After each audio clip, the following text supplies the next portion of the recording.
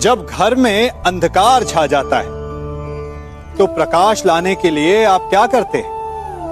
दीपक ढूंढते हैं और उसकी लौ को प्रज्वलित करते हैं और फिर अंधकार अपने आप दूर हो जाता है।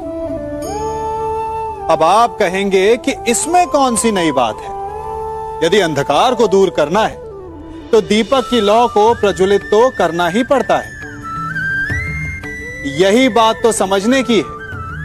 यदि अंधकार से लड़ना है तो अंधकार का सहारा नहीं लिया जा सकता, उसके लिए प्रकाश की आवश्यकता होती है।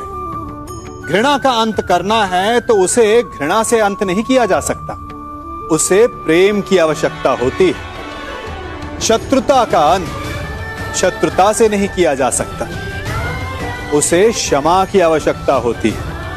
यदि आपको नकारात्मक ऊर्जाओं से लड़ना है तो स्वयं को सकारात्मक बनाना होगा और तभी आपके जीवन में वास्तविक आनंद आ सकेगा।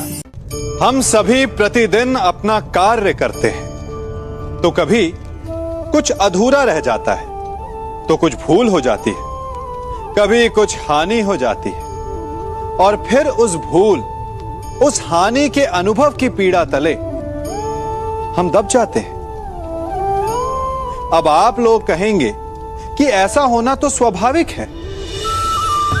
यदि ऐसा है तो तनिक सूर्य की ओर देखिए, वो प्रतिदिन अंधकार से लड़ता है और हर रात्रि के पश्चात एक नई ऊर्जा, एक नए तेज के साथ उदित होता है।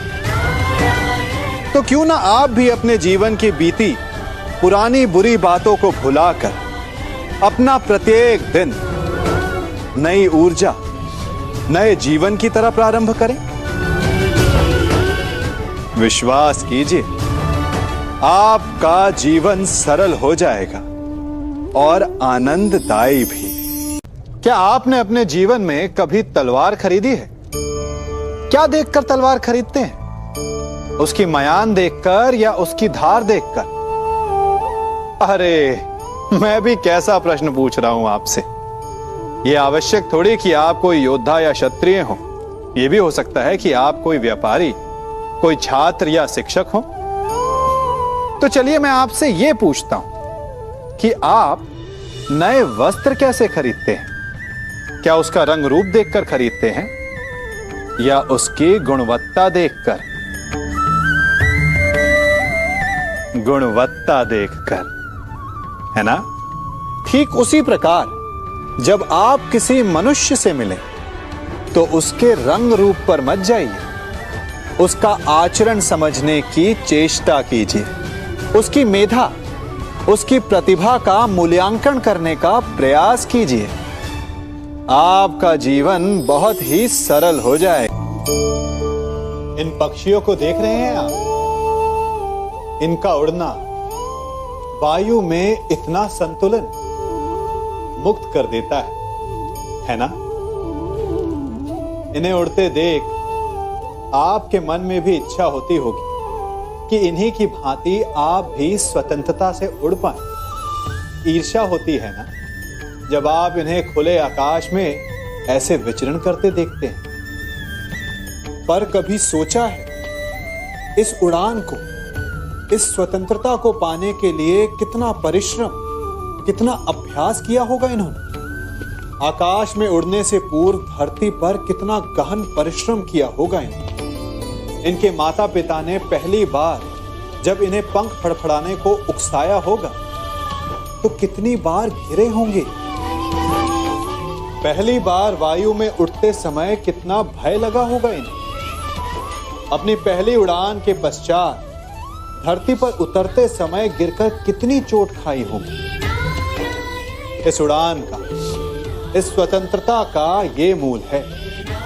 यदि आप ये दे सकते हैं तो अवश्य आप भी इस स्वतंत्रता को पा सकते हैं। इन पक्षियों की भांति ही अपने चारों ओर जब भी आप किसी सफल मनुष्य को देखें तो उससे ईर्ष्या ना करें, उसके परिश्रम और पीड़ा को समझने का प्रयास करें जो उसने यहां तक पहुंचने में पाई है।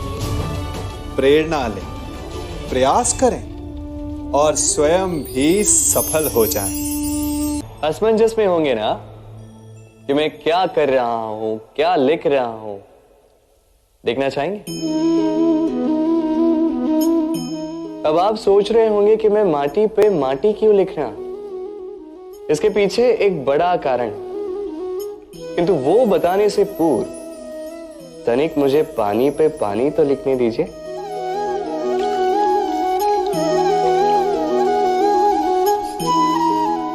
क्या हुआ? जो मैंने लिखा वो दिखाई क्यों नहीं दे रहा? तो ये रहा आपके पहले प्रश्न का उत्तर। माटी पर माटी लिखना कितना सरल है, उतना ही कठिन है पानी पर पानी लिखना। संबंध भी कुछ इसी प्रकार होते हैं। बनाते समय माटी पर लिखने जितने सरल और निभाते समय पानी पर लिखने जितने कठिन। अब प्रश्न ये उठता है कि पानी पे लिखा कैसे जाए।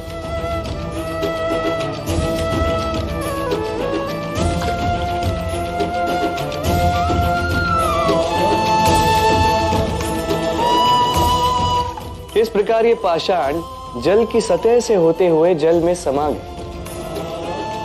ठीक इसी प्रकार हमें संबंधों को भी निभाना है।